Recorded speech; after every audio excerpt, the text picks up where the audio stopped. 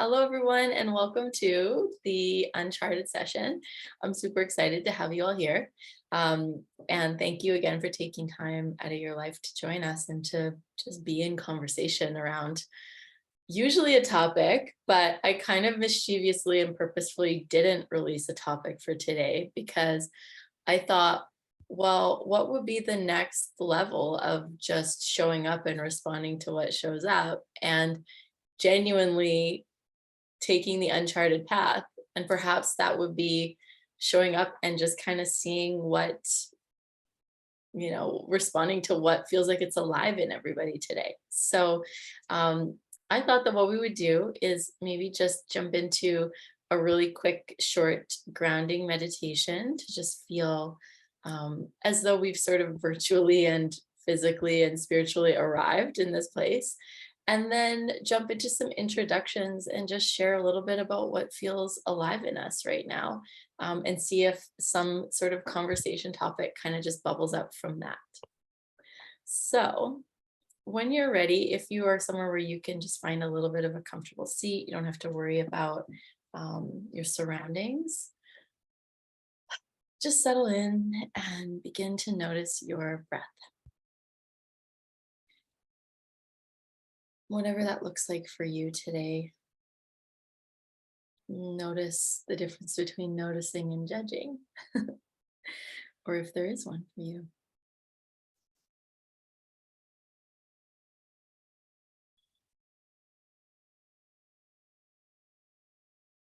And as you begin to notice your breath, just allow all the different parts of you to slowly drift back into one. Perhaps your thinking was out in left field and your feelings were out in right field, and your body was kind of here, but kind of somewhere else. And your spirit was out having an adventure, or maybe it was completely the other way around. But just notice what it feels like to call yourself home.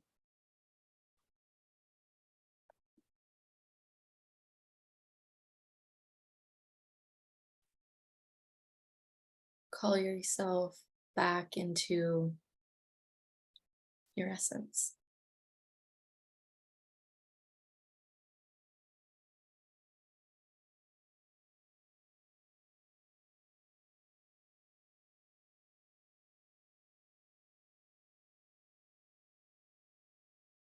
More of an invitation than a wrangling, knowing that all these parts of you naturally want to settle back into one, even if they're normally all out on their own wavelengths.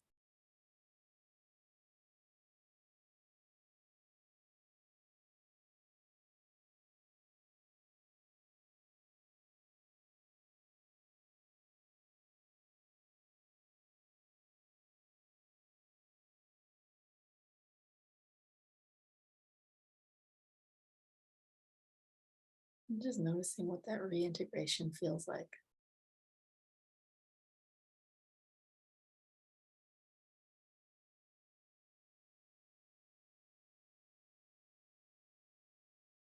Maybe noticing that there's actually nothing to reintegrate.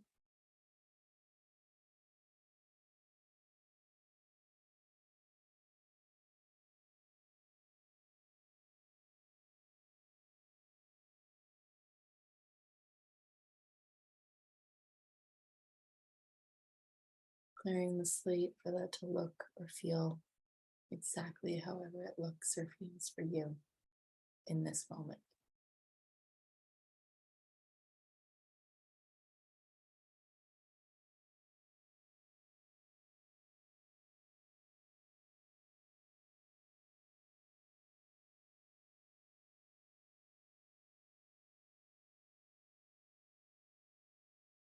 And as this process unfolds for you,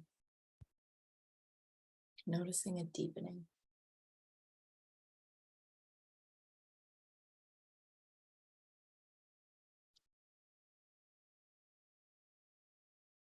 Is there something new in the deepening?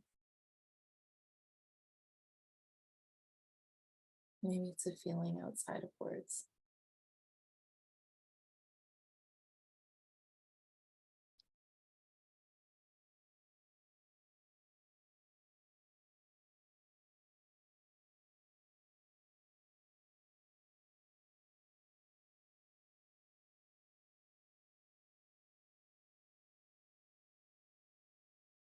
Maybe letting a smile come across your face.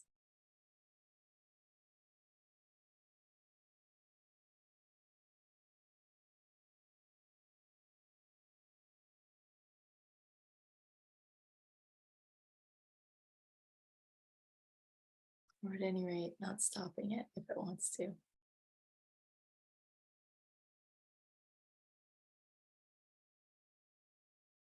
Now taking a big intentional inhale to bring yourself back into the body and back into this moment together.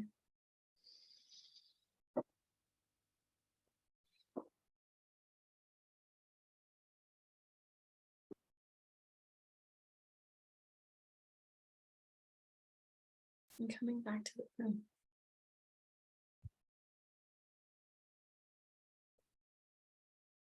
Well, I don't know about you, but I really enjoyed that.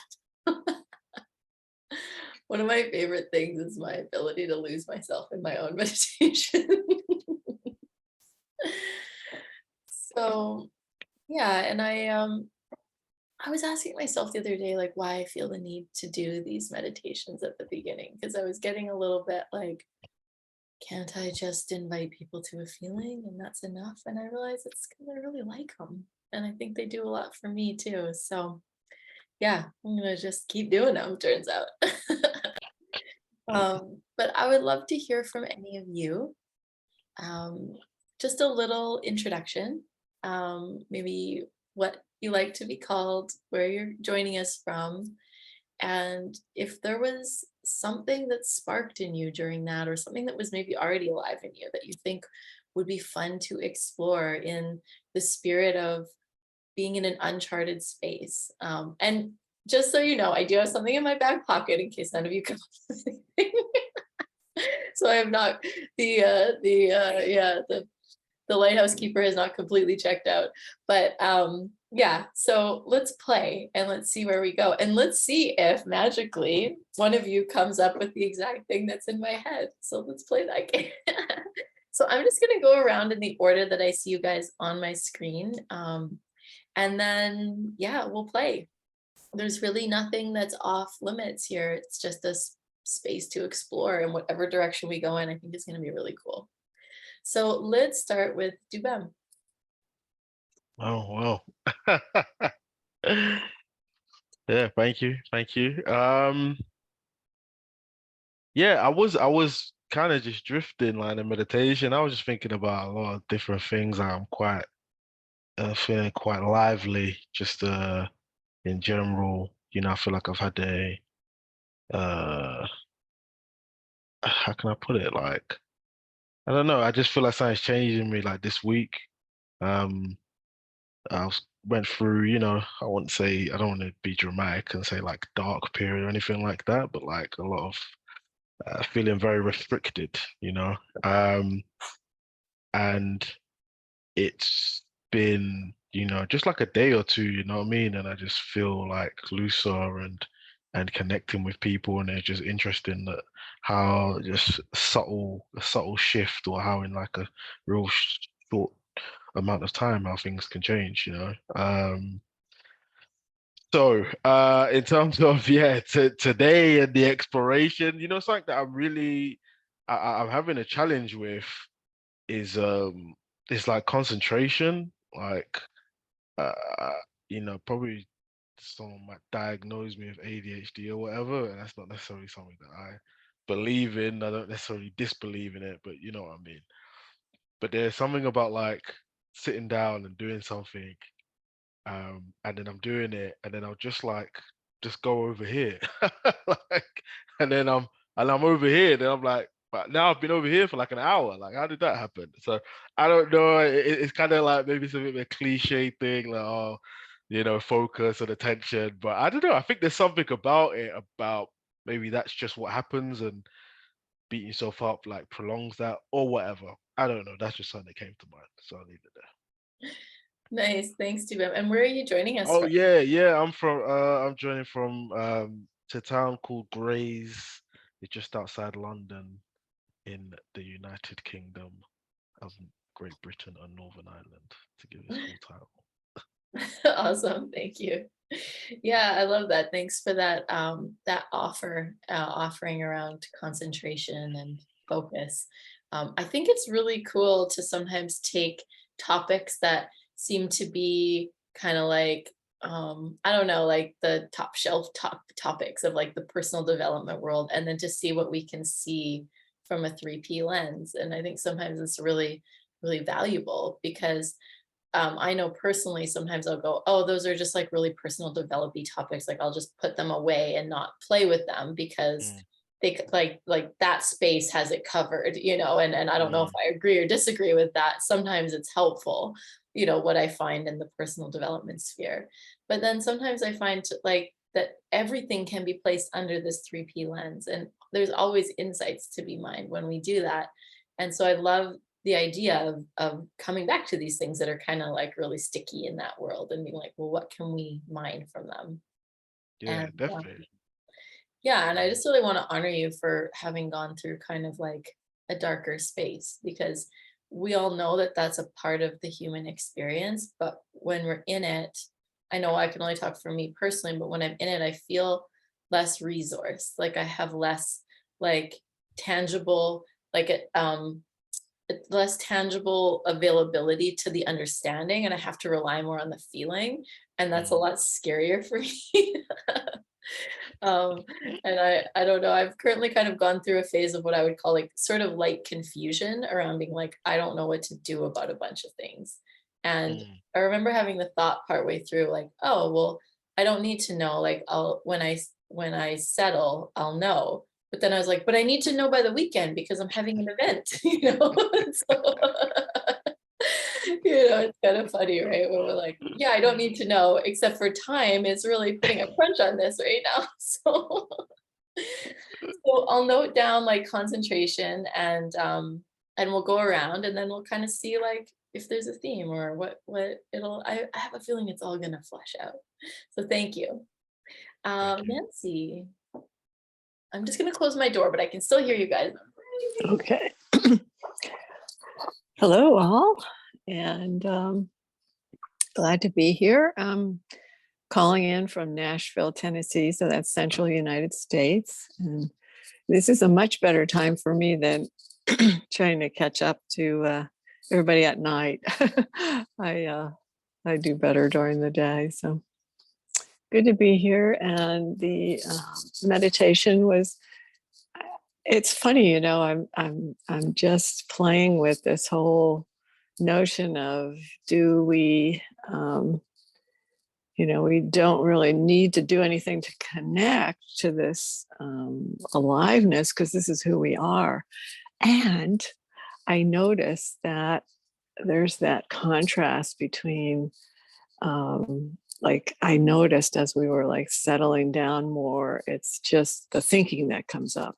And that's all going to be happening. And but being able for me to just see the difference and really feel the difference and knowing that thinking is all like repetition, it's almost like static, and it's really not where the aliveness is, that the aliveness is more settling down and settling deeper and deeper. And it felt like the ocean of this gigantic being that we all are, and that we all are we don't have access to it, we are it. And so it's just this more and more of seeing that, yes, this is true. And what a gift that feels like to me, that all the things that my mind up here can go into thinking about and swirling around about, oh my gosh, what's happening in the world and the economy and just all of that everything that's going on with conflicts, and just being able to settle back down into this aliveness, and knowing that from moment to moment there's this intelligence that's there for me if I'm settled down and I can listen to it. So there's just this really wonderful unfolding of feeling that expansiveness of that energy, rather than the contrast of how it's so contracted when I can get into my own thinking and trying to figure something out. So Yeah, that's that. that's gorgeous, Nancy. And I think that just kind of actually puts some really lovely words as to why I feel prompted to do those meditations at the beginning, because it's almost like it's a distraction. Like, yeah, we know at a deeper level that it's all already there, but if we can kind of distract our brain with like this idea that, oh, we're pulling our energies back in or something, it's like, it's just enough to catch us and look in another direction, so that our thinking is like, okay, well, you stay there thinking, I'll be back for you. But right now I'm just going to go Yeah. like look at something else. And then all of a sudden Mhm. we drop in and we're like, oh, I'm in the feeling. Like the feeling's always there, like you said, but it's like it almost reminds me, like you talk about it like static, right? And it always almost reminds me of like how the earth has a hum, like it has Mhm. a vibration. And we don't hear it because there's a lot of noise going on up here. And like maybe if everything was super, super quiet and we put our ear down, like we would hear it. And that's almost like our aliveness. Like it's there, it's humming away, whether we can hear it or not, whether there's a lot of static or a lot of noise on top of it. But it doesn't mean it's like it just doesn't have the ability to not be there. It's Yeah, and that's what I'm finding for myself is so helpful, because there's such a feeling of wisdom has our back, wisdom has us from moment to moment, and it's me that goes off, into another room. It's me that kind of, my whatever. I don't know, you were talking about the parts of us, but I was thinking of it, as my thinking, as my intellect, and that's not where the aliveness is. yeah. That the aliveness is more here. And so I don't have to connect to it. I am connected to it, but it certainly does help to settle, have a, have a moment to just say, let me just settle. So thank you. Gorgeous. Thanks, Nancy. Mhm. Let's go to Michael next. Hey, Katie. Hey, everyone. I'm just feeling really chill and quiet, and really love to see you, Katie. Was looking forward to it again. Yeah, nothing particular comes to mind. What a beautiful place to be in. Thank you. And Michael, where are you joining us from? Oh yeah, from Hamburg again. It's like Germany. Heaven. I just came back from traveling, and feel really tired. Yeah. Yeah. Cool. Sometimes I love the feeling of being tired, because it's almost like all that mental activity that wants to like be bustling around kind of has to just chill out. And even though that means sometimes our body also feels like it doesn't have a lot to give, there can be a really gentle beauty to tired. Yeah. I agree. It's was really cool noticing that tiredness and being exhausted and tired are very different things. Can Mhm. happen at the same time, but still. Yeah. Cool. And what's almost coming to mind is like back to kind of what Nancy was saying, if there's this aliveness in us that's untouchable, then the part of us that's tired is our form, like, and it doesn't make it any less intense, because we are of form.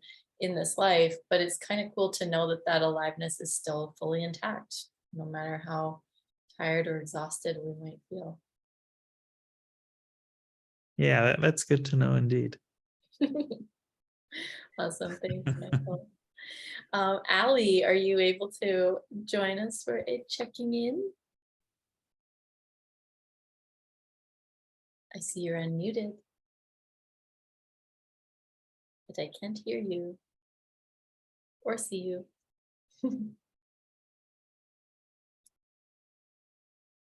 I'll give you a second to see if it sorts itself out. Otherwise, we'll come back to you. Yeah, I think there might be an issue with your stuff, Allie, which is weird because we could hear you before. So why don't we'll move on and we'll come back to you. Okay, I see you going back on mute, so you must be able to hear me. Let's go to Monica with a K, which I am now going to never forget and never mess up again. Changing in my phone. Hi, Monica. Good morning, everyone. Very, very happy to be here. I'm joining from Victoria, British Columbia. And I don't really have anything too much to add, but what I did find during that moment of stillness and during that moment of meditation was, once I actually closed my eyes, I felt how strong my heart was beating. And so by the end of the session, just doing some deep breathing, I was able to sort of calm down a bit. So that was good. Beautiful. Thank you, Monica.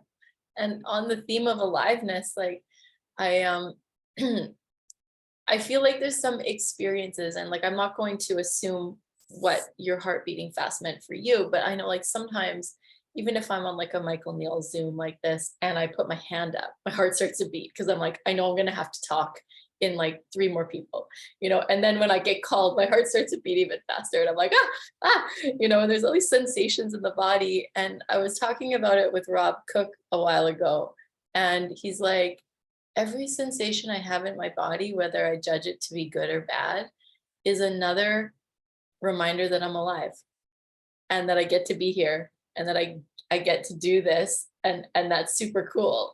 I'm like, okay, Rob, you're right. I hate you, but you're right.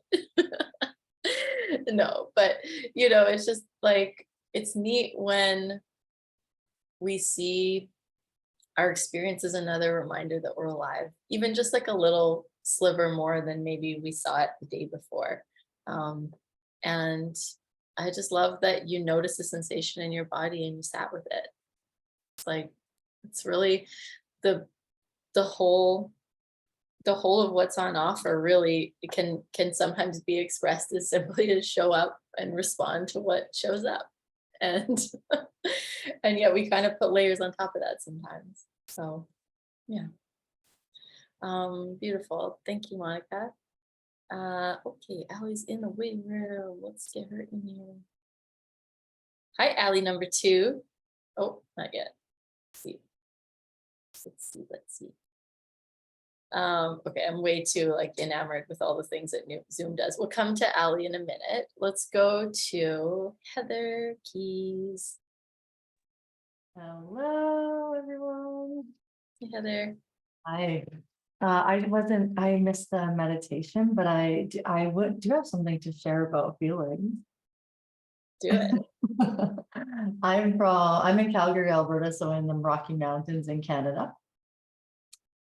And I also every time I put my hand up, which is a lot in Michael Neal groups lately, I'm the same. I just get like so and that's really the way that I've been experiencing it, because I've been experiencing a really, really strong feeling for like 2 weeks. And it rarely goes away. Like it goes away when I'm like running, I started running, but I'm not really running to get the feeling to go away. I have completely surrendered to the fact that I have this feeling and I'm just living with it. And what's been happening is a couple of things. So one, I started to get this sense like, I think I actually had this feeling forever. And I think I made a lot of life choices spontaneously from this feeling. And sometimes from, if I'm honest, just trying to not feel that feeling, even though I didn't even realize I was making choices to try to not feel that feeling. I can face the facts now. I was. And it's still very much an energy that like I'm like, okay, there's still like an energy of like, do something to not feel this feeling. And by not doing anything and not telling myself anything, I don't try to understand the feeling. I don't try to talk myself out of it. I make stories up in my head about it, and then I realize that they're stories. And then I keep interacting with it, even if it brings me to my knees, like even if it just brings me to total shattered, like surrender. So sometimes it causes me to just go run, which I never did before. And sometimes it causes me to just cry.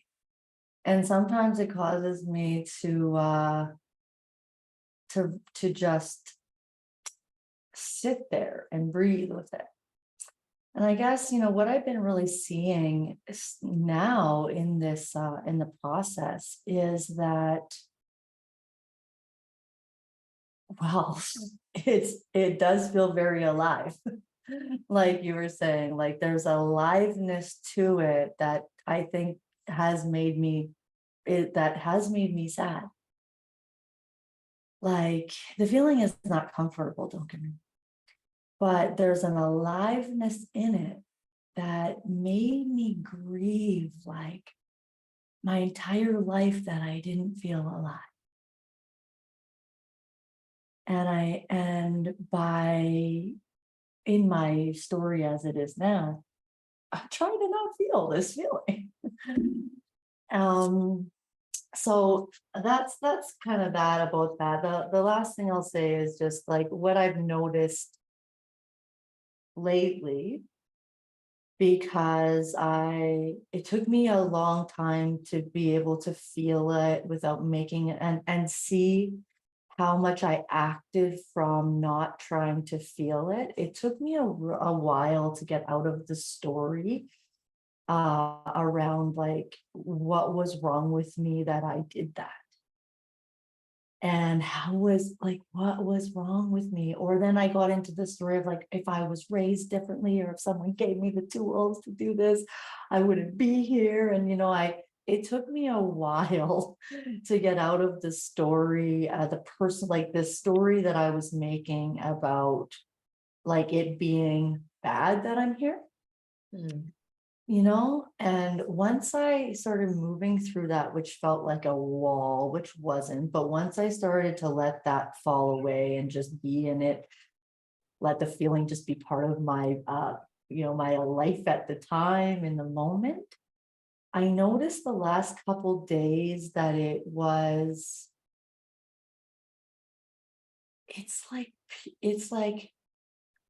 like an essence. The essence of it is like a transformation that I only ever spoke about, but never, ever experienced for myself.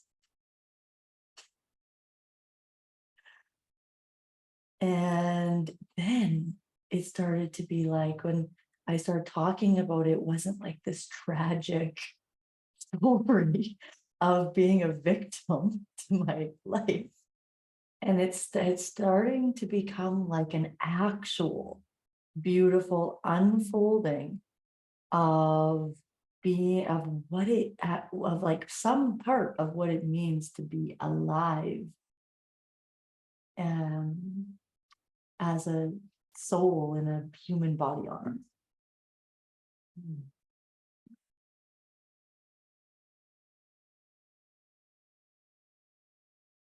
Well, I just haven't been, just been doing that.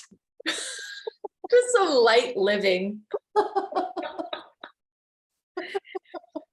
Oh my goodness, Heather, you just blow me away.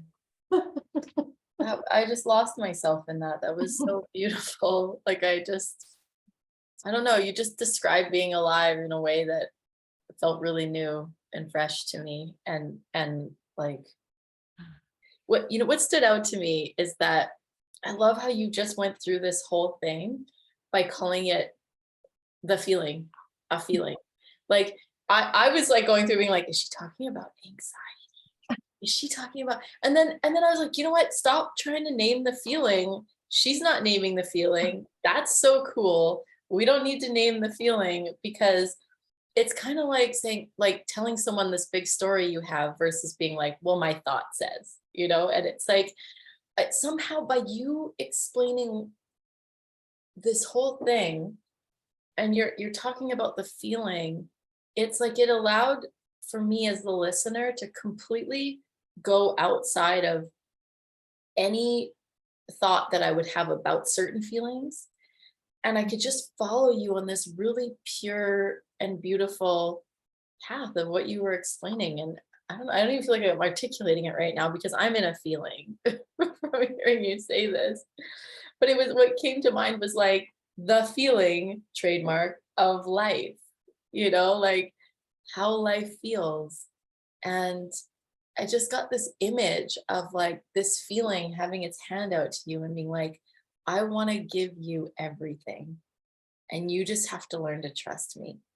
Yeah. And like, but it's like you couldn't even hear that feeling say that until you got close enough to it to see that it wasn't going to consume you or destroy you or like chew you up and spit you out so completely, shattered.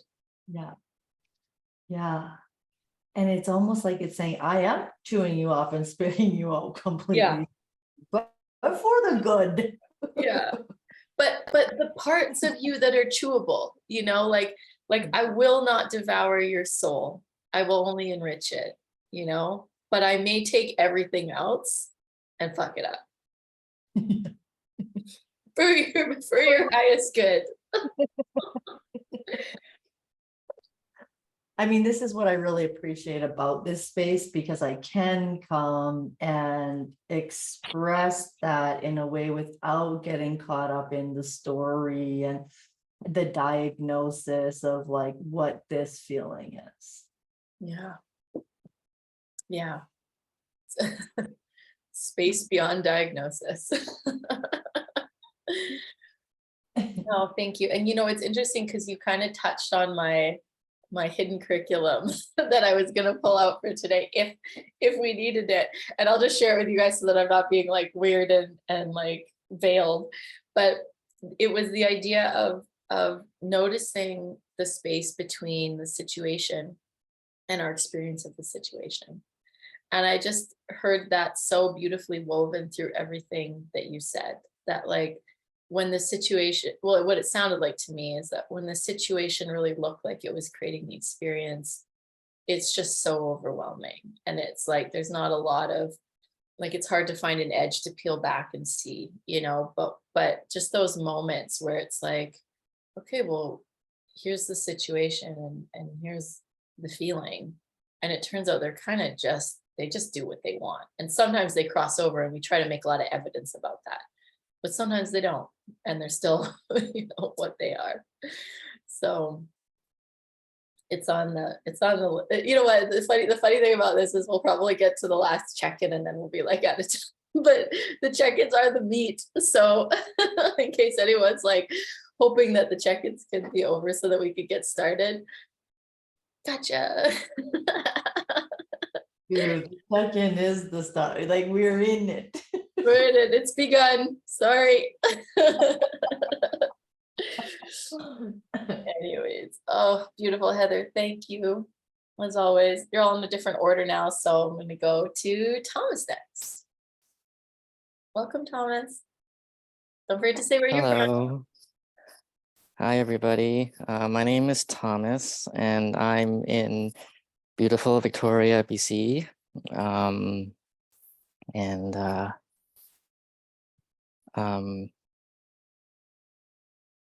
Before this call, I was actually in a a webinar session with Michael Neal, actually. He was just talking about stuff that, and I started writing things down. And at the same time, I was also in another meeting because I'm doing all of this stuff at work. And I'm like, okay, you know what? I'm on call, I'm on standby, but I want to like get as much wisdom and insight as I possibly could. I started writing things down, and then I had to leave halfway through. But I feel relaxed now. But I also had the similar feeling that Monica had when I came into the session. Was, you know, my heart was pounding during that meditation, and I was like, shit, okay, you know what, I gotta try to let it settle. I gotta try to calm down. And eventually it did, and just thinking of nothing, just to calm down, and it worked and it felt good. And something I wanted to share with you all was, this just happened yesterday afternoon after I got off from work. I decided to go to the seaside, and I walked there, and I just went to this rock. I just sat there and just tuned everything out and listened to everything that nature was throwing at me.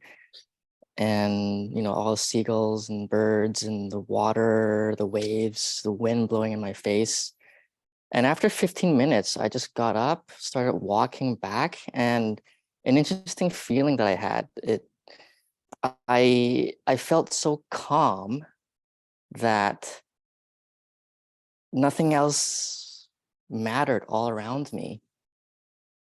And and I say it was a really interesting feeling, because I had all these thoughts coming into my head as I was feeling that. It was like I felt like I had a shield around me, and all these thoughts are like these arrows trying to permeate me. And I was just walking, and I was like, wait a minute, what the heck is this? What the hell is this feeling? Like, I don't feel affected by it at all, but I feel so calm, as if nothing else mattered, and I was still being shot by these arrows. And at the end, when I got home, I thought, shoot, I gotta write this feeling down, because I don't know if it was just today, or is it just today, or will it happen to me tomorrow, and all that. So it was just an interesting feeling that I had, and it felt really good, and I had no idea how to put into words. I said, what the fuck is this, you know? But anyways, I just thought I'd share that with everybody. Thank you, Thomas.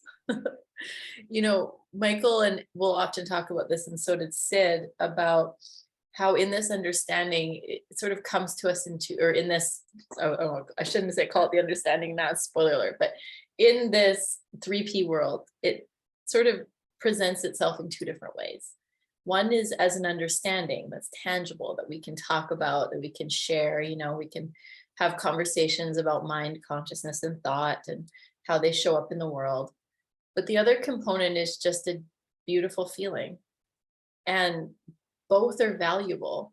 And if we spend enough time in either one, it's probably going to take us to the other. You know, if we spend enough time in the understanding, we'll end up in a beautiful feeling. And if we spend enough time in a beautiful feeling, it'll bring us to a deeper understanding. And what kind of occurs to me around your experience of feeling like you had a shield and these thoughts couldn't get through is almost as though it's not the absence of thought. Like, we are thought making machines. We're going to make thought, you know, one way or the other. But do we believe them? You know, do we allow that thought to become our reality by infusing it with our belief? And for me, when I'm in a beautiful feeling, I still have thinking, but it doesn't matter to me as much. And it sounds like you had that experience in a really visceral way. And that is sort of to me, what it's all about is just, you know, being in that beautiful feeling and allowing it to be with you for as long as it's going to be with you.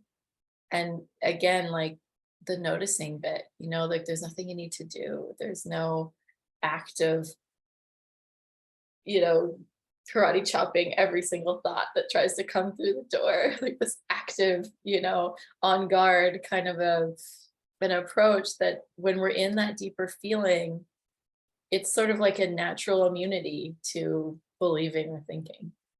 And there's something really beautiful about that. And I love that you had that experience recently.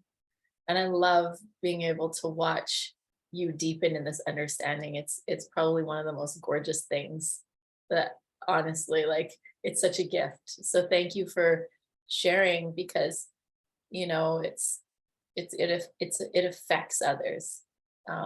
You know, you sharing your journey affects others in a beautiful way.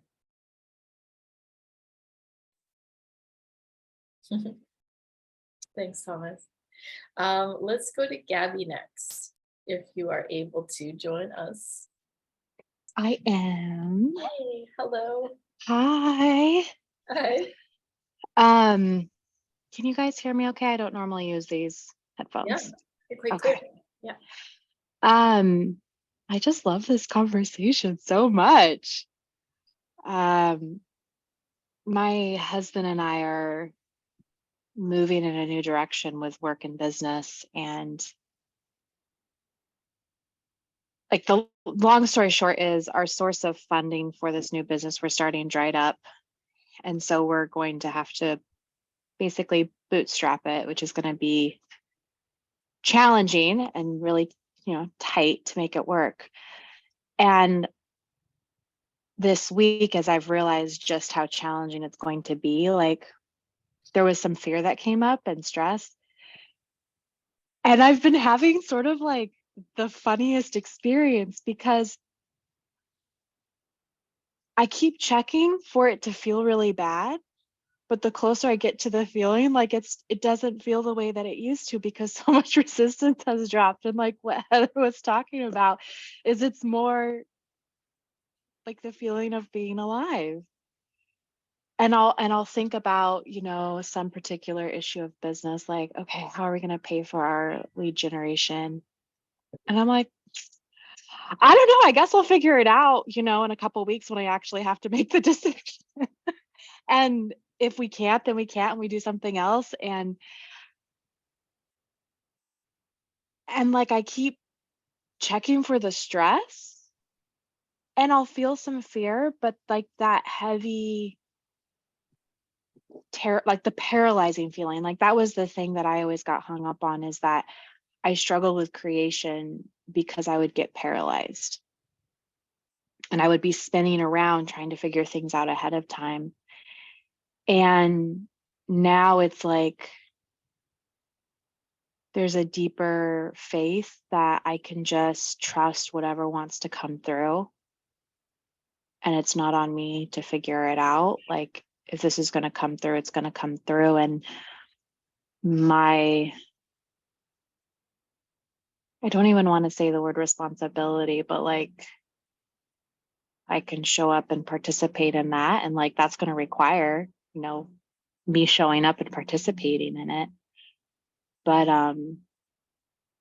yeah, the feeling is really different. And so I just am really grateful. Like last night, my husband and I were talking, and I could feel that feeling of stress, and I could tell my husband was stressed. And I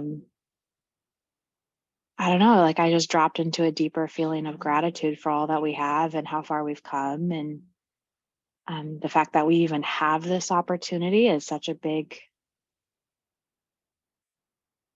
shift from how hard money and work has been for us the last few years.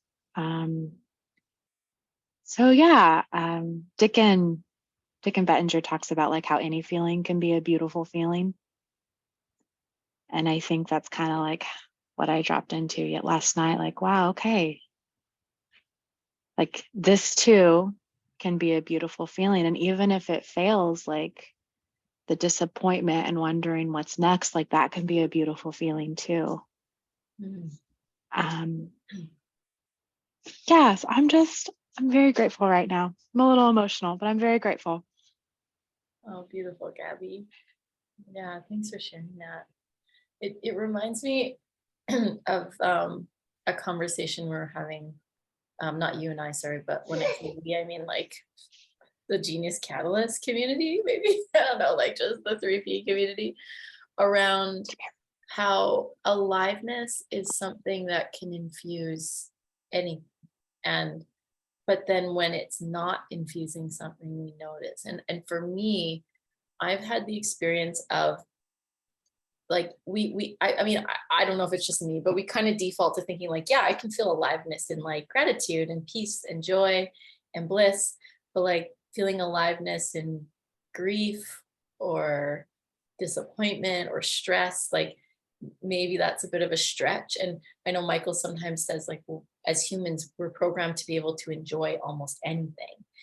Well, anything, but then he says almost anything because he doesn't want to get in a fight with people about like, you know, torture and stuff. But it's like, but the way that the human mind is created is maybe that's not what's normal for most people, but it's possible for like, we have these like outstanding examples in history where people enjoyed things that most people would not, like they found a way to feel that, right?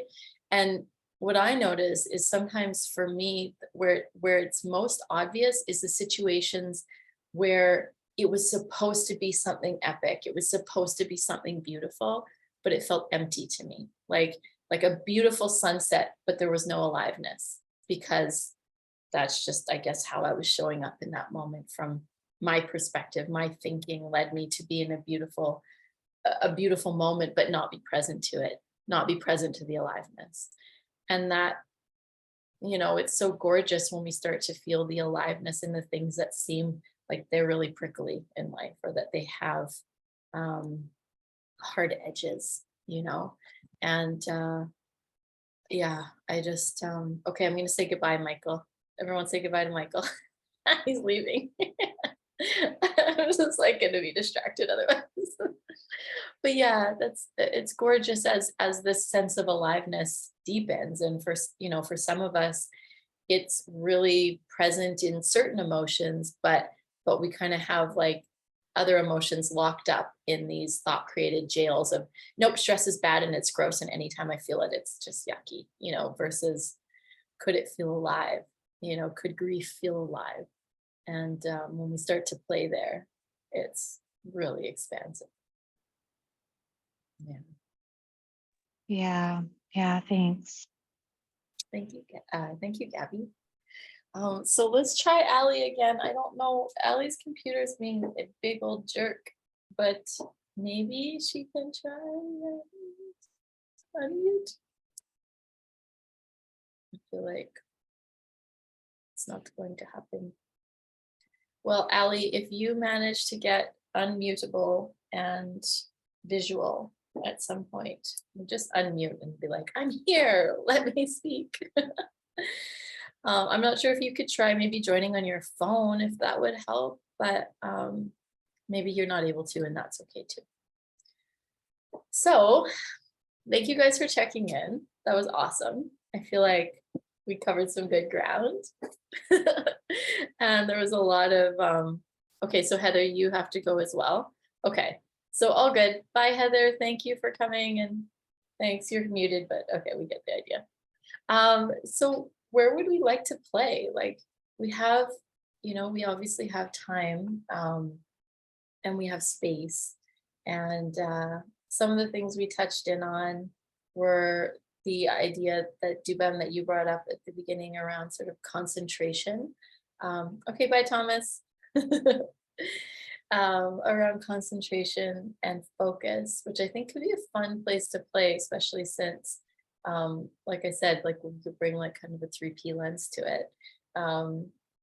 And also sort of maybe which actually could play into this as well, is noticing, you know, the feeling, the situation, and then our experience of the situation, which, you know, is sort of this overarching theme. I think that adds more depth to any conversation that we could possibly have. So why don't we just have everyone unmute if you want to unmute. There's a few of us enough. I think that if we just kind of had a conversation, we're not going to have like everyone talking at the same time.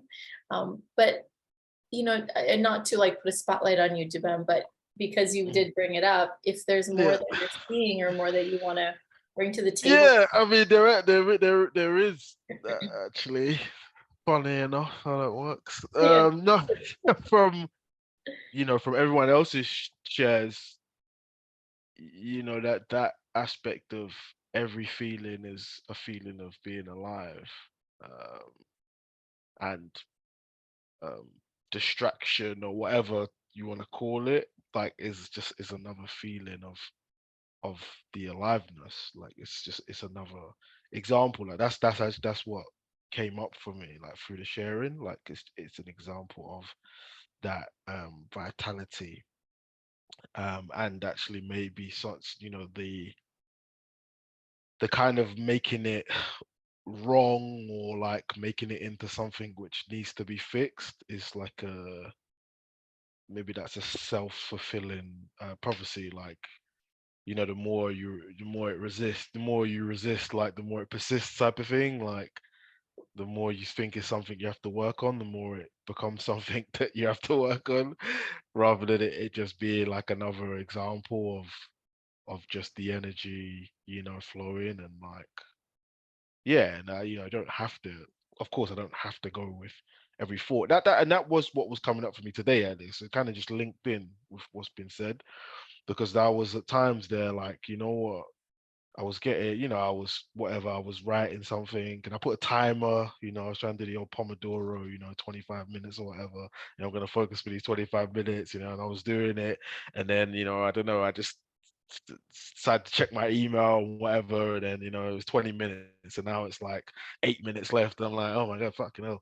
But it was like, actually, that's just part of I just kind of accept it. That's just part of the process, man. Like, it's cool. Like, it's not about like being 100%, I focus for every single second of every single minute. It's like just accepting that natural like ebb and flow of concentration. And then I did a few sets today, maybe like 3 or 4, and it did actually improve. There was still the ebb and flow, but it did improve weirdly through that. So yeah, that's just something that's come up for me and then connected to what's been shared already.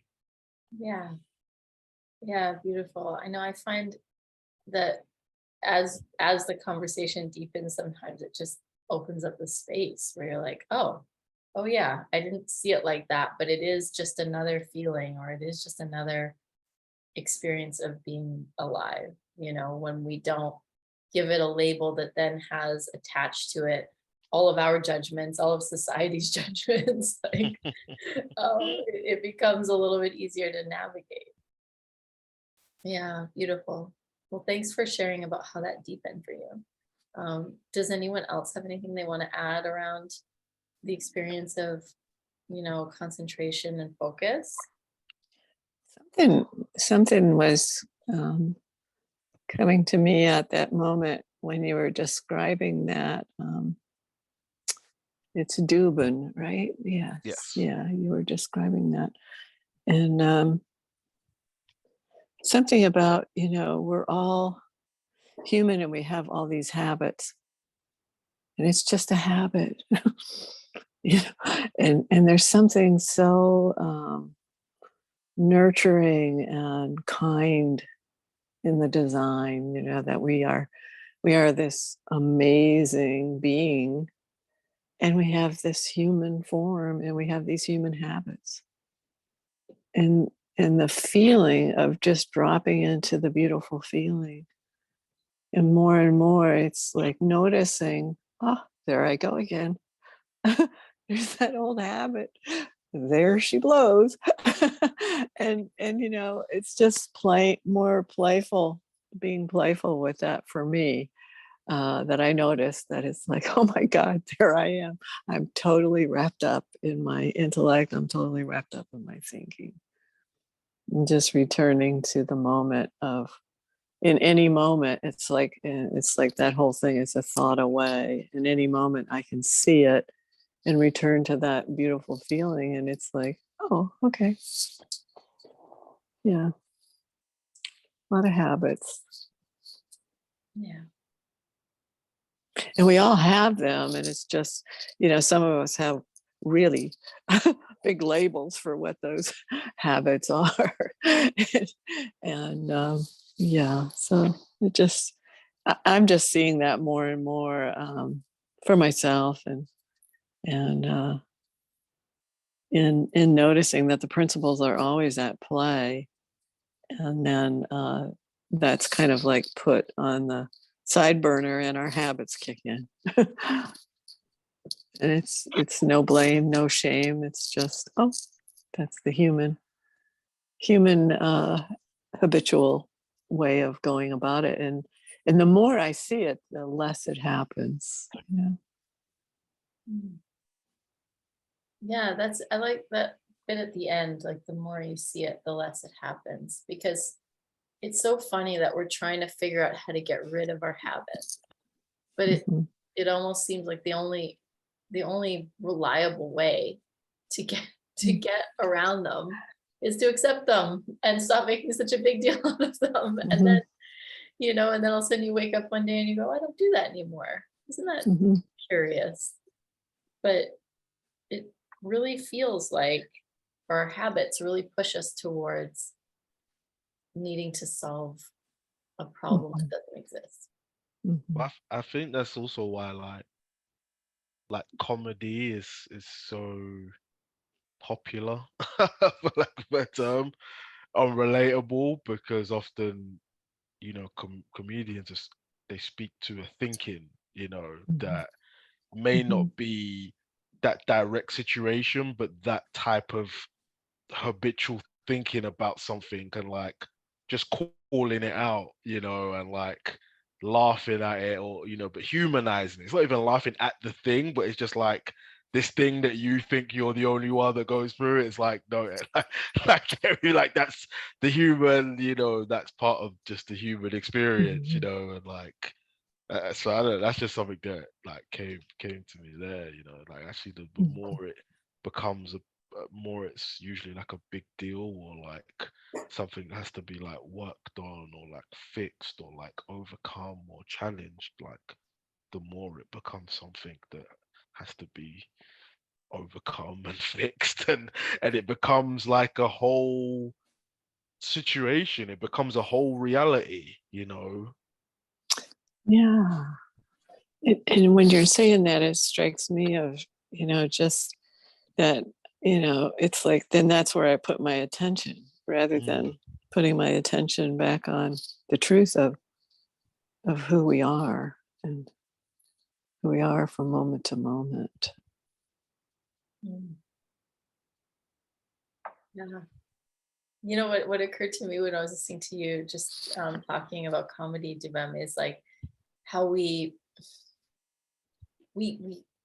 I don't know if it's just me, but we slip into this thinking that like we're the only one that goes through this thing. Like I fantasize about how easy everyone else's lives are. Like you're kind of like you walking your dog, not a care in the world. Oh, you're probably gonna go home and just make yourself lunch and just like enjoy it or something after that. Like, oh, and I just like, and I even I'll think about a friend, and like the more I know someone, the more I'll be willing to add a little complexity into the story of their life.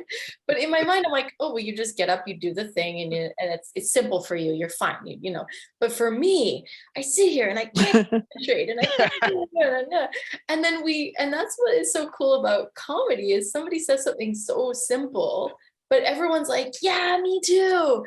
And all of a sudden we're all connected through this silly habit that we all identify with. And we're all like, it resonates, right? It's like how Michael talks about if you hear a joke and you laugh, it's not like you chose to laugh. You laughed because it was a sign that you got it. And you're just like, like you're there, it's like that. Like we all experience this stuff, but yet we all convince ourselves that we're completely alone in experiencing it, even though we you know, we kind of know that this is the human condition. We think it's the Katie condition, and that everyone else might have it a little bit, but not as much as us, you know? I think it's because like I think habitual, you know, behaviors and things they're like unique. You know, often there is an overlap. You know, a lot of people struggle with procrastination, or a lot of people struggle with overeating, or whatever. Like, but generally, everyone's habits is different to them. You know, whatever their past, I don't know, whatever happened. You know, there's a shape. You know what I Yeah. mean? So it's like your habitual thinking about something, I'll be like, that's weird. That wouldn't make sense to me because it'd just be very not like speaking. Like I public speaking, that does not bother me like at all. You know, Yeah. like I've literally nothing about that. You know, but then vice versa, you'll be like, I have something, and you'll be like, but that's you know, you wouldn't say that. Do you know what I mean? I'm just saying Yeah. the Yeah. thinking. So then that maybe that creates an illusion that like, oh, this thing that I'm struggling with, like this person finds that very easy, but forgetting that there's loads of different things that I find easy that they habitually struggle with, should I say? You Yeah. know, it creates an illusion of like separation. You know, like, oh, but they're looking at them, they're living their life. Like, so people, oh, he's really good at making money, but like, you know, he's really depressed and he don't have no friends. You know what I'm saying? Like on the flip side, but oh, I struggle with making money, but you know, so it's so weird. Which should almost be evidence to like how easy it would be to get over that thing, you know? Like if the person next to you has no problem asking people for money and you like suck at asking for money, but you can't stop putting food in your face, like it should be like, okay, let's swap superpowers for a week and then like get, you know, like should be evidence that like we're capable of anything, but instead we use it as evidence of how uniquely messed up we are, you know? I love that, Katie, the idea of swapping superpowers for a week. Dubim, I was diagnosed with ADHD when I was a kid, and I struggled a lot like through college, and procrastination was actually how I got into the 3 principles. I was like so intent on like fixing my procrastination problem.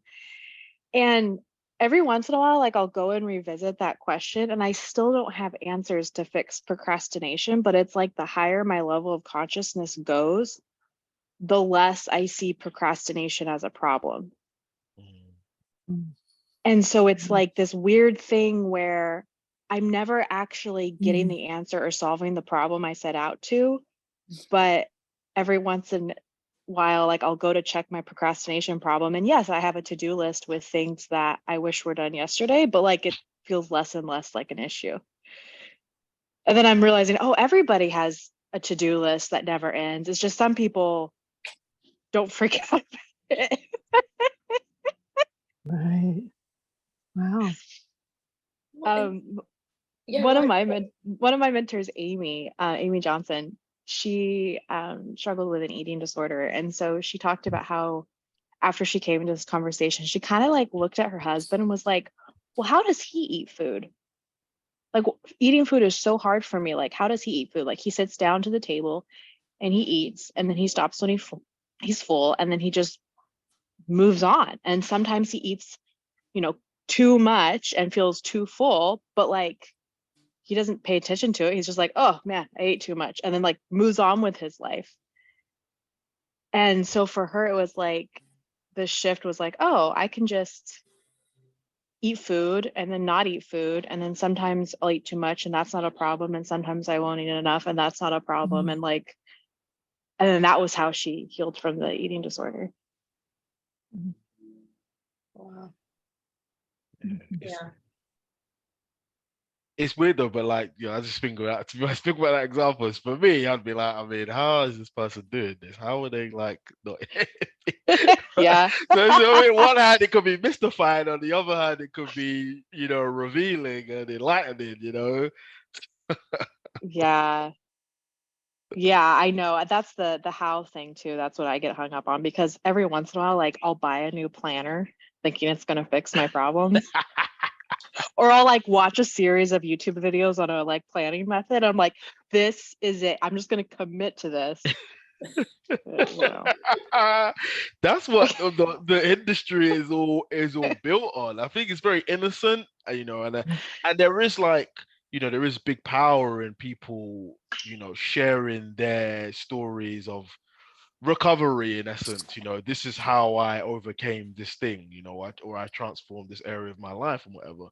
But then there's like the illusion that one can slip into is like, well, if I just do what they did, then I'm just going to get the results that they get, which is like a paradox, because on one hand, yeah, in many circumstances that will work, but then on the other hand, if it doesn't really come from you to actually, there's like an organic movement when the ideas are coming through you and you're just following them, and it's like whatever, and it's kind of like you only really know sometimes, like looking backwards, what you achieved. You didn't even really know you when you was doing it. You might have had the intention setting off that that's what you wanted to do, but it only kind of comes together as things go on, like not before it happens, sort of thing. Yeah, exactly. Yeah. And then like when it happens that way, you look back and you're like, well, that was really easy. Now how do I reverse engineer it and make it easy again? Try and make that number one hit again, you know what I mean? Like, Yeah. Oh, that's good. It kind of reminds me of like when I would go to the, like, I've never seen Tony Robbins, but I would go to like Tony Robbins-esque, like business conferences or personal development conferences. And they're like, you just gotta get up and stand up and say, yes, I will. And I remember just sitting in my chair being like, I'm not standing up, like, fuck this, like, just like, no, like, that's not me. I'm not just like gonna get excited. Like, I don't feel like, and I remember like over the years being like, I guess I'm never gonna have this thing that I came here that I wanted to get. And I realized that like, that just was not on offer for me at that time. Like, I wasn't ready for that. And so it wasn't going to come out of me one way or another, whether some, motivational speaker tried to like force it out of me. And what I notice is when people intuitively begin to feel ready for a shift, they start seeking something out that will be the vehicle for that. And so it's kind of like when the student is ready, the teacher appears, because the student starts to go hang out with teachers, and so like if I was to reverse engineer most people's big breakthroughs, it's like they intuitively knew that they were ready to crack open.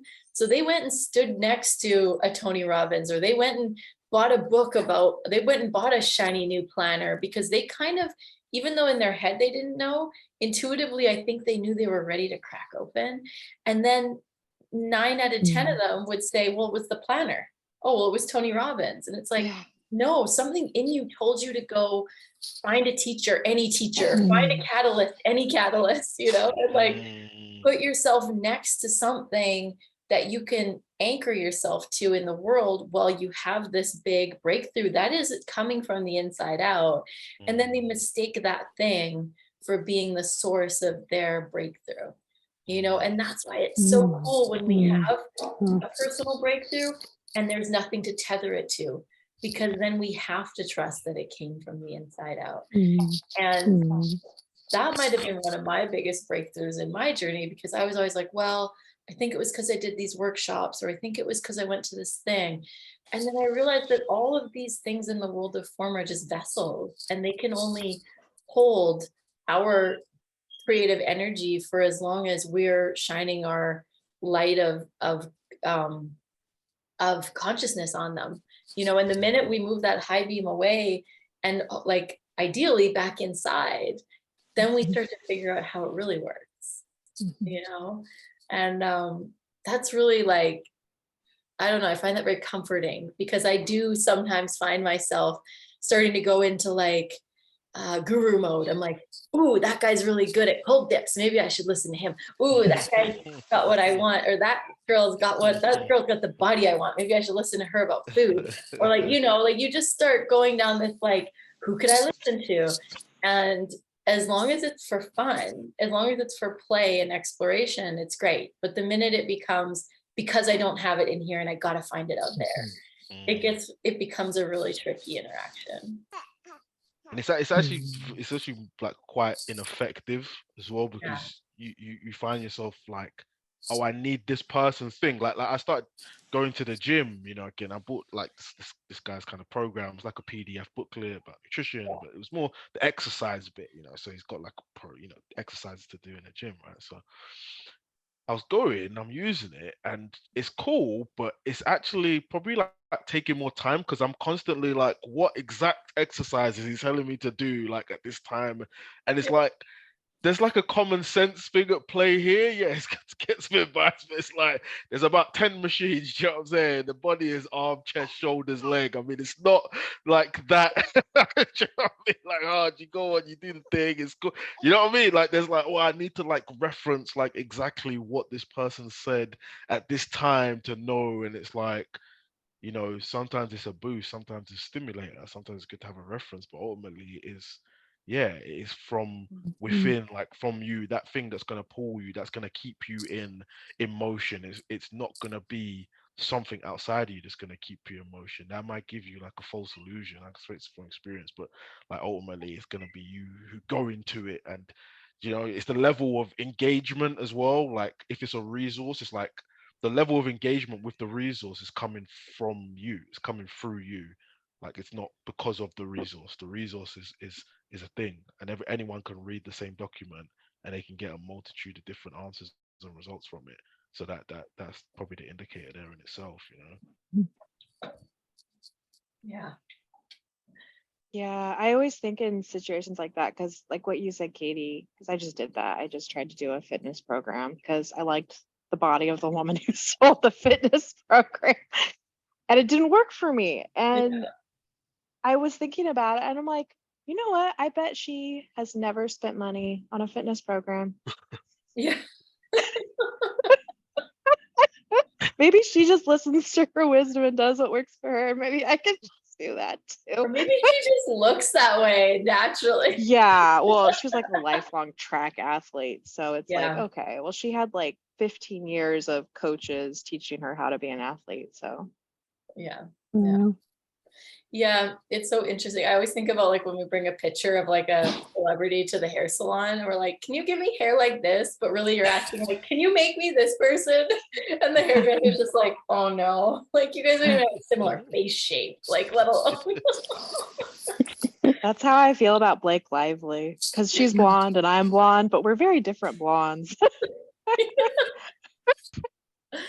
Yeah, and maybe that's just the analogy for life, right? Like we're going around trying to fit our own unique, you know, snowflake into someone else's snowflake mold, and it's never going to fit because it's not meant to fit. You know, it wasn't designed to fit. It was designed to be its own perfect thing, not, you know, someone else's thing. And I don't know, like there's this adage in this group that I'm a part of, and it's always asking, who do you listen to, right? And I like it because, you know, obviously I'm going to listen to people. Like I'm here on this, I know that my wisdom comes from the inside out, but I also know that some people have cool skills that I want to learn. And so for me, my who do you listen to is like, well, who has, you know, who has managed to do this and gone through the experience? Like if there's an outcome I want, and I'm like, okay, like for instance, I'm into crypto and Forex trading. So if I'm going to listen to someone in crypto and Forex trading, it's not the person who's making money off writing books about crypto and Forex trading who's never actually been a successful crypto trader. It's the person who's like walked the path and had all of the experiences along the way that, and then made money trading crypto and Forex. And then even then, that's not a replacement for my wisdom. That's a like, okay, you like, you're the person I'm going to listen to around creating these skills, but I have to let my wisdom guide me moment to moment on how I'm going to do that.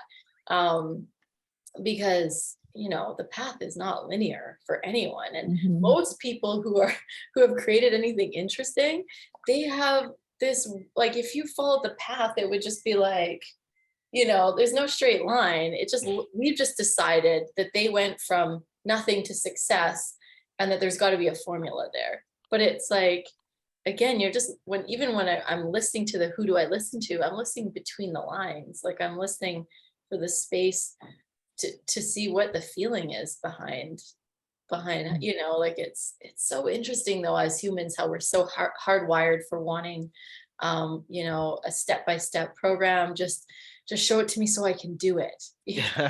I ain't got, you know, time for that. But like I like, I remember this a podcast or something years ago. I don't even remember who it was, but it was like a millionaire or something. And he said, you know, people would ask him, you know, like, how did you obviously become a millionaire? Like, how did you, you know?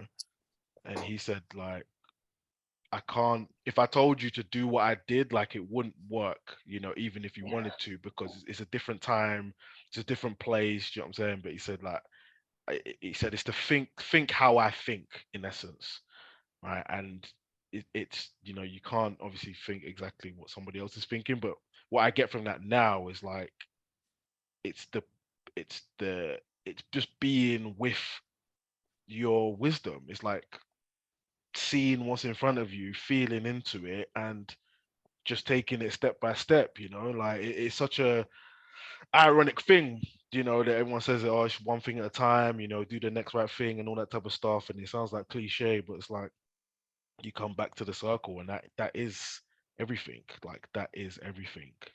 Um, that's pretty much it. But you know, I like to get away from that. And I was thinking about this earlier, like, you know, in this age and time where, you know, of course, it's a wonderful time to be alive in many ways, but there's so many more distractions, like in, you know, stimulus, like whether social media, but also people who are sharing information, you know, and sharing content and doing it from, I believe, more often than not, you know, from a place of love, from a place of generosity, from a place of service, and also ultimately because it's not their responsibility who watches the content, who buys their program. Like they're a servant. They're to put it out there. Whoever connects with it. But there is so much that is so. I mean, it's easier. Or maybe it was always you could get distracted in 1666. Do you know what I mean? Like I think people were procrastinating back then, like with something. You know. I know. But By a really colorful bird, just ah. it's like I want to write like Shakespeare, but oh man, look at the bird. I don't know. I'm going to the pub, like, you know, whatever. I always think though, it's like how many of them, especially like women, it was like, well, Shakespeare's wife didn't have time to think about whether or not she was being creative. She just had to live.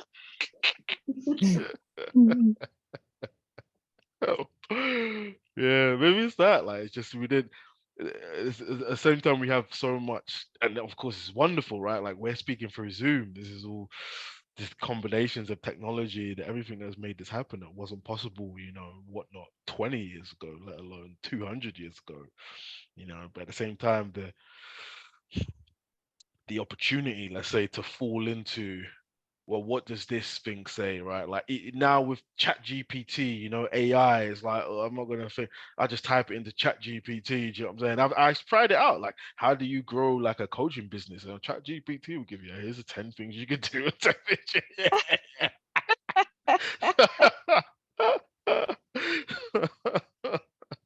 like, Which okay, sounds, good idea. I didn't think about number 7, but all right.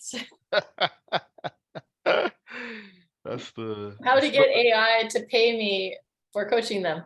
yeah, yeah. You can write that in. It's the discernment. I think that's probably the biggest skill, if anything, for lack of a better using that term. I think this era is discernment, right? It's not letting the tool use you, you know. It's like you using the tool, you know. It's like it's great. We have these swords, these weapons, for lack of a better term, you know, but it's like you don't let the weapon like wield you, you know. You feel when to pick it up, you know, put it down, and you feel into that craft, you know, that mastery. Um, yeah, anyway. That's my- Yeah.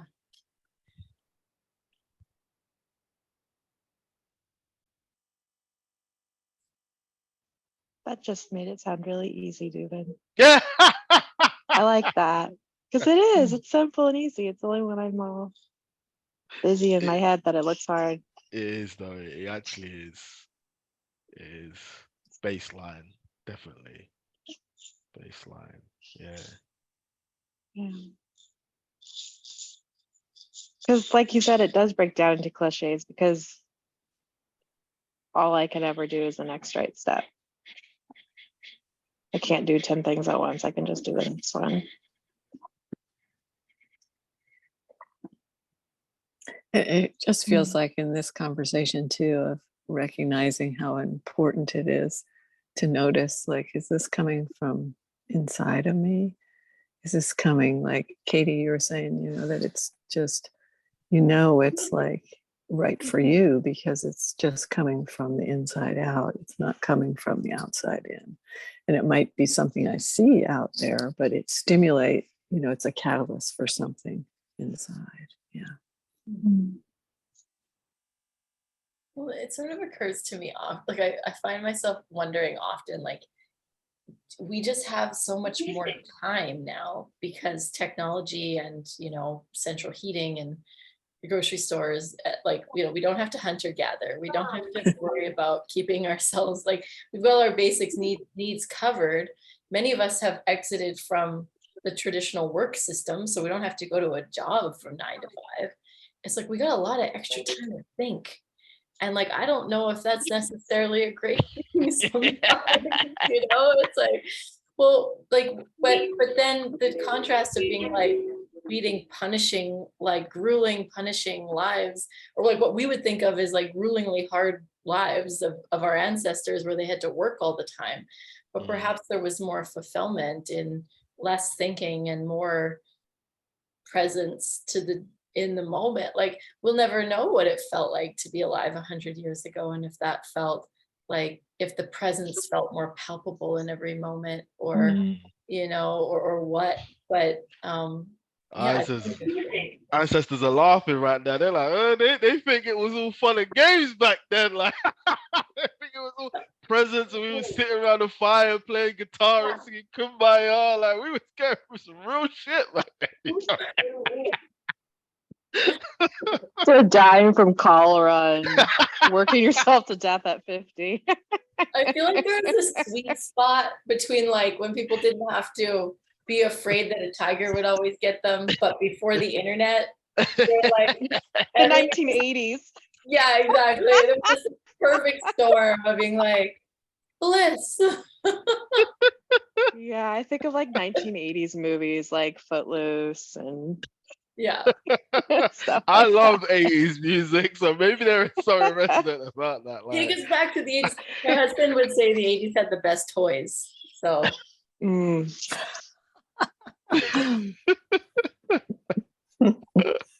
Back to the Future, no, was that, Yep.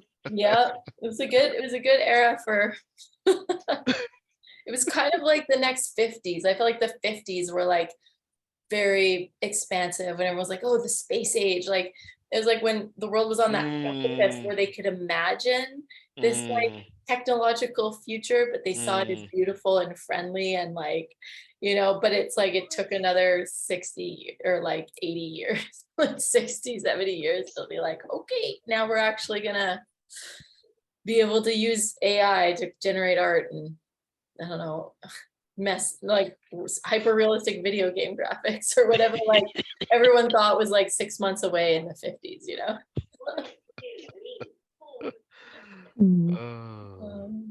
Wow, we've really like digressed in a fun way. I love it. Yeah. No, it's cool. No, it's always been dope. Like, yeah, no, that's what it's about. You feel like, oh, I'm doing a workshop. Oh, it's got to be like structured and but it's like, no, just show up and just have a chat. You know what I mean? So it's like, yeah, oh, I love it. I love it. It's dope. It's dope. I love what you just said because I was in the coaching world before I came across like 3 principles, and I forget how not helpful all that structure and like how much money I would pay to not be helped, but be in a really structured environment.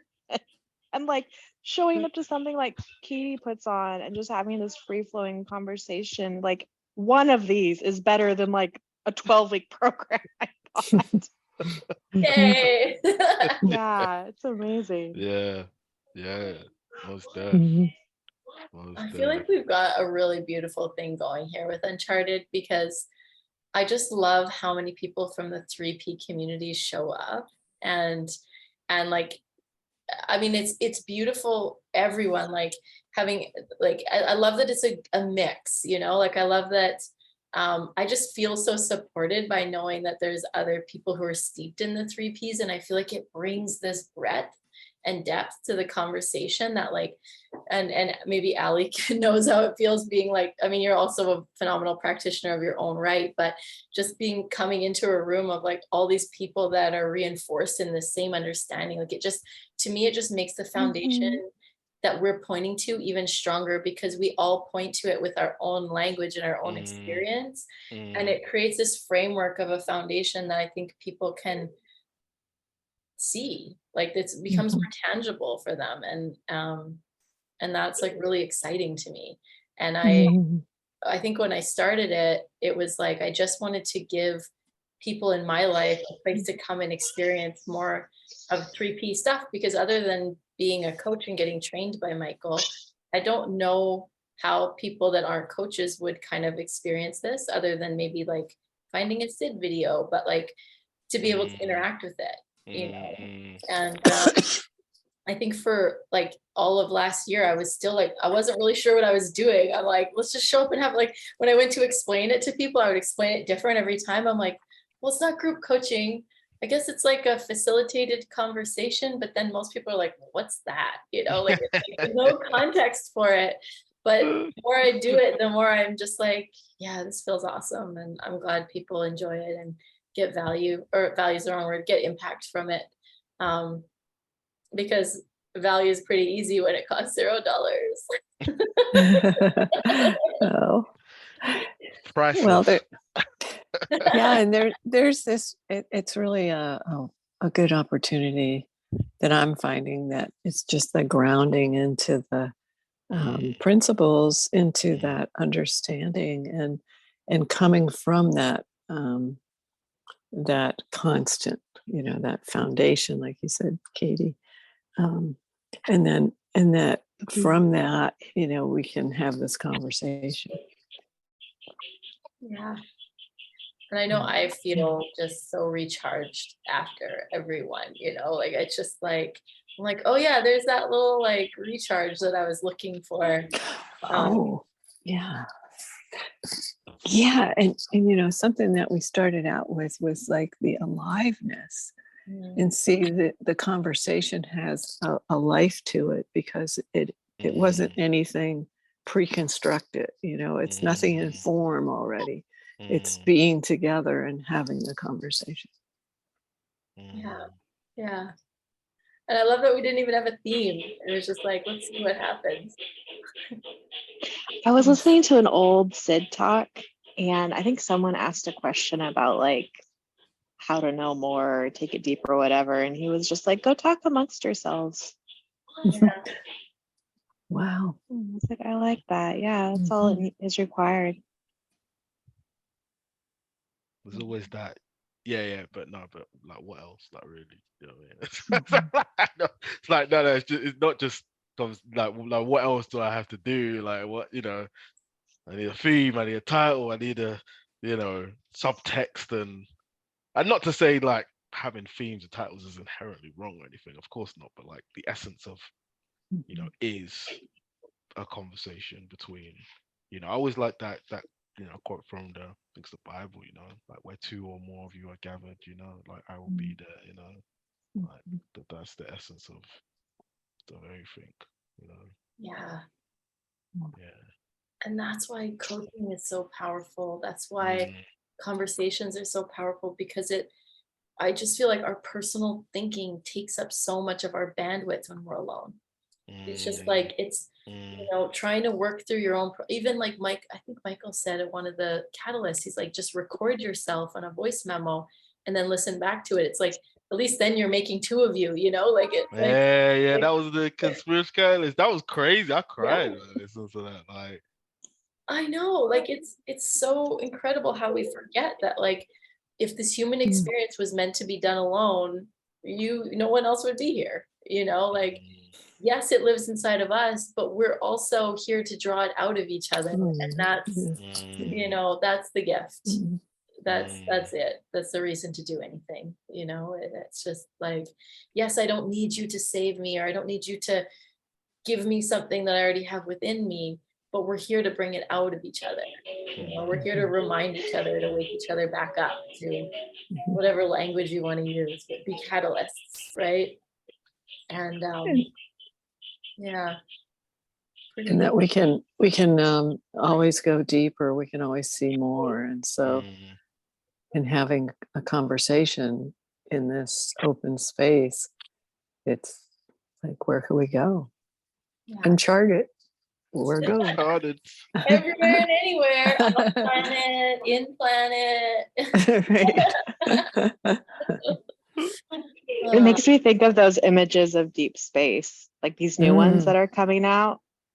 They're just blowing my mind. Because, like, I don't know, I guess I compartmentalize space to, like, ooh, learn about the solar system when you're a little kid or whatever. But I'm looking at these images like, no, these are real places. Yeah. Like, it's just blowing my mind. And like, oh wow, it is always expanding, and there's more and more and more and more.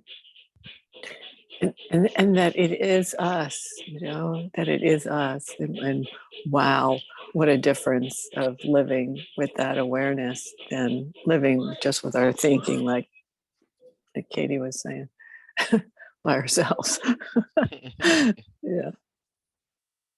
Yeah, and it kind of reminds me of like when, you know, when we're looking for connection and we're looking for community, and it feels like we need other people to complete us, or even in a relationship, like, especially if, you know, you're feeling very alone, and then you're like, I want someone on the outside to complete me. You know, it's like that never really ends well, you know, like that need for another for completion. But yet when we have that sense that we almost get from something like this, where it's like, no, relationships enrich me. They enrich, like, I'm already whole and complete, and there is something within me that comes alive and is enriched by the presence of others, whether that is, you know, them being a mirror for a part of you that you don't see, or whatever. Like, if you want to get into psychology, I'd rather not, but, but like, you know, Okay, man. like there's like, but even when I look at psychology, I'm like, that's just a way of explaining that. It's just a way of, it's a way of trying to get heady about explaining something that's just innate, you know, like yeah, we see ourselves more deeply when we are in the presence of others, you know, like it's kind of like how we had a call once where I was on a Michael Neal thing, and I was trying to figure out why I don't always feel the oneness. Actually, I don't ever feel the oneness of the universe. And the insight I got was, when I'm looking for evidence about how we're all connected, I just see a lot of separateness. But when I'm feeling connected to everything, I don't think about it. And so I don't need evidence. Like, it's just, I realize that I do feel connected to all things, but I wouldn't be thinking about it in that moment. It would just be purely a feeling. And the minute I want to think about, is everything connected? All I can see is evidence that is about how, like, you're over there and the tree's over there and I'm over here and we're all separate. And I think what happens when we get together in a group is we feel the oneness without needing it to be we have a feeling of the oneness, because as far as I can tell, an understanding of the oneness is way too heady. Like, I can't even go there. Like, it's purely a feeling that's beyond words. And yeah, and I think we slip into that when we're in a deeper feeling, or we're in a deeper conversation with others.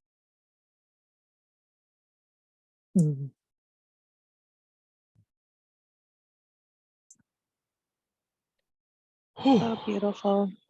Yeah. I heard a lot on that, because I think sometimes because relationships can be a little tricky for me. I can get really focused on, like, figuring out if I'm doing it right, or I'm being connected,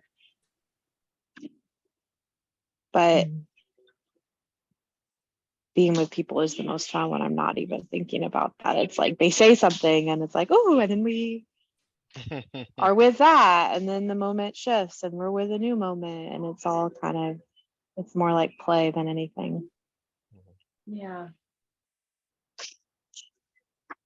It reminds me of, and I don't know who said this, probably everyone that's wise ever has said this at some point, but that, you know, there's a person and there's being with them in the moment. And then there's our thinking about the person. And for most of us, we spend 95% of our relationship with that person in our thinking about that person. And maybe, and that's probably like an overinflated number. It's probably like 99.99999% of the time in our thinking about that person, in like who we've created them to be in our heads. Every time they gave us a side eye when we said something, or every time they, you know, were disappointed, like we've collected all this evidence about what triggers them and what they like and what they don't like. And we've saved very little room for them to actually be this like miracle and this magical thing that's constantly changing and evolving and growing and shedding off old beliefs and ways of being. And we bring that vision of them, our thinking, and we just put it over them like a big cloak. And then we interact with that instead of like this miraculous being that's underneath our thinking, you know, and just noticing that, I feel like creates so much more space for presence with the real person. And coming together in this conversation and just being grounded in the constant of who we are in the principles, and noticing, for me, I notice that I'm not looking at any of you and judging, or just, you know, seeing, oh, you're this way or that way. It's not coming from the personality in my thinking. It's just coming from, wow, what else is possible? Wow, who are you? You know, wow. You know, there's just this very alive energy and expansion and exploration. It really is exploration, yeah, which is so rich. And as energetic beings, we can feel that, right? And so like, not only is that a gift for you to be able to see us that way, but it's a gift for us because you're bathing us in this, you know, in this space where we can really be ourselves. And energetically, there's very little in the way of us just showing up as our true selves. And that's like, that's the back and forth. And that just like, you know, bounces into like absolute resonance the longer we just allow it to be. And it's natural, you know, like I've been focusing a lot on this distinction between natural and normal that Michael talks about, because yeah, it might be normal to go into a conversation with someone with a lot of judgment or preconceived notions and to keep it surface, but it's also very natural for us to slip into deeper conversations where we hold each other to an utmost regard.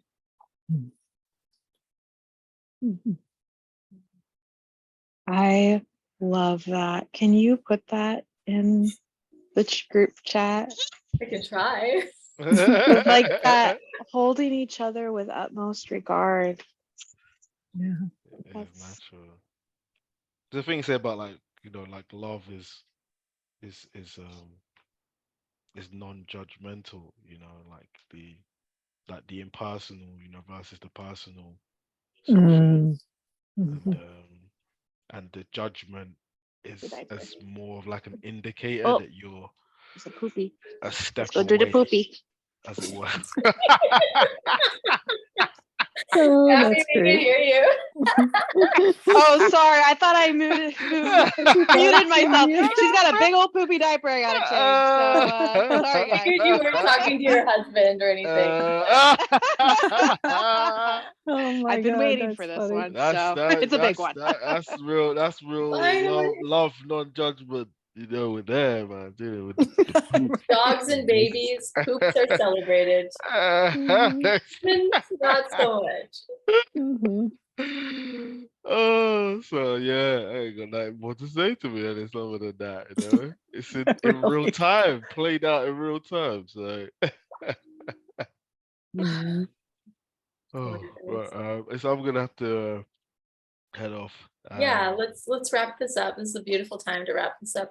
What I'd love to do is just go around and share one word about I don't know, either how you're feeling, if you got an insight, just something that wants to come out of your mouth and be shared with the world. Mm. Of the 4 boxes of us. Oh, ease, Mm. just lightness, like, you know, Mm. yeah, that's kind of it. Funny, humorous, Joy, just pure joy. joy, yeah, Mm. yeah. Regard, that word sort of took me by surprise. I don't know. I really like Mhm. that. Cool. Well, I'll try and put it in the chat then.